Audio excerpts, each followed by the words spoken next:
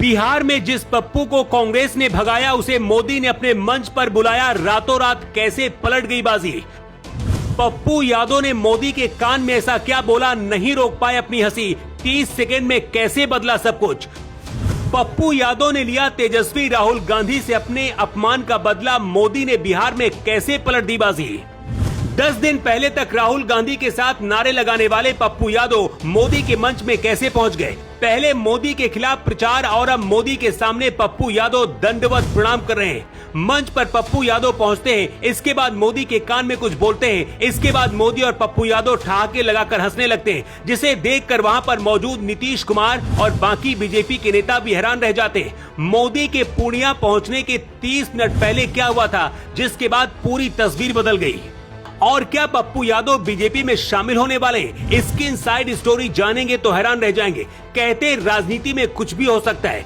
कई बार तो अपने घर में भी पता नहीं होता है कि कौन किस पार्टी में प्रचार कर रहा है। जैसे आरजेडी में तेजस्वी यादव के खिलाफ उनके भाई तेज प्रताप यादव ही खड़े हैं। पूर्णिया और आसपास के इलाके में सांसद पप्पू यादव का दबदबा माना जाता है। यही वजह कि निर्दलीय चुनाव जीतते रहे, लेकिन मोदी विरोधी पप्पू यादव मोदी के मंच में कैसे पहुंच गए, इसे समझना तो इस तस्वीर को देखिए। पिछले महीने राहुल गांधी बिहार में वोटर अधिकार यात्रा तेजस्वी के साथ निकालने पहुंचे थे। ये वही यात्रा थी जिसके दौरान पीएम मोदी की मां के लिए अपशब्द बोले गए थे। राहुल गांधी के साथ मंच साझा करने के लिए पप्पू यादव पहुंचे थे और ये तस्वीर देखिए, जिसमें पप्पू यादव राहुल गांधी की गाड़ी में बैठने की कोशिश कर रहे हैं, लेकिन तभी राहुल गांधी के बाउंसर पप्पू यादव को धक्का मारकर बाहर धकेल देते हैं। मतलब पप्पू यादव को राहुल गांधी ने अपने बगल में खड़े होने लायक भी नहीं समझा था, लेकिन वही पप्पू यादव मोदी के मंच में पहुंच गए। आखिर कैसे हुआ ये सब कुछ चलिए आपको बताते हैं। मोदी पूर्णिया जब पहुंचे, मंच पर बिहार के मुख्यमंत्री नीतीश कुमार सहित बीजेपी के बड़े बड़े नेता थे।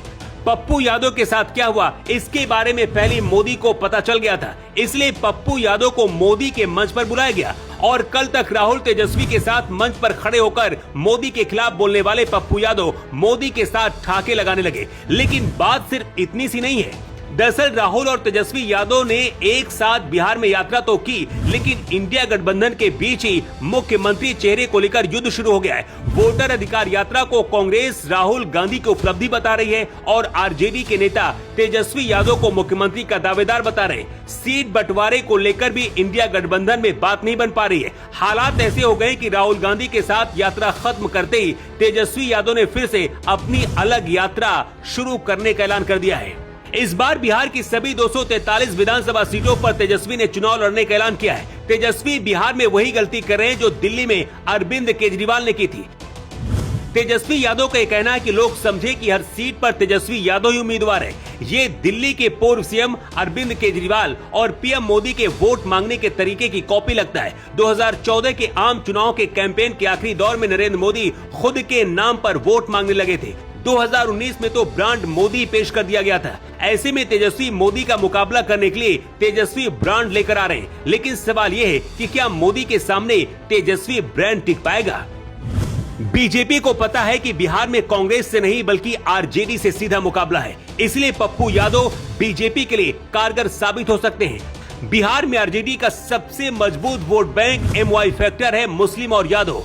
मुस्लिम वोट बैंक असदुद्दीन ओवैसी काटेंगे और अगर पप्पू यादव बीजेपी के साथ आ गए तो यादव वोट बैंक में भी सेंध लगेगी, क्योंकि इस बार तेज प्रताप यादव भी अलग चुनाव लड़ रहे हैं। ऐसे में तेजस्वी यादव का मुख्यमंत्री बनने का सपना पूरा होता नहीं दिख रहा है। वहीं एनडीए के साथ मांझी, चिराग पासवान और जेडीयू जैसी मजबूत पार्टियां हैं। बताया जा रहा कि पूर्णिया पहुंचने के बाद ही मोदी ने पप्पू यादव को मंच पर बुलाकर बात करने की इच्छा जाहिर की थी। मोदी के कान में पप्पू यादव ने क्या कहा ये तो पता नहीं, लेकिन ये वीडियो आते ही तेजस्वी और राहुल गांधी की नींद उड़ गई है। पप्पू यादव के समर्थक सिर्फ इस बात से खुश हैं कि राहुल गांधी की रैली में पप्पू यादव को धक्के मारे गए, लेकिन मोदी की रैली में सम्मान दिया गया। क्या आपको भी लगता है कि पप्पू यादव और मोदी की इस तस्वीर से बिहार में कुछ असर पड़ेगा और क्या पप्पू यादव को बीजेपी में शामिल होना चाहिए? अपनी राय आप जरूर दें। Bureau report.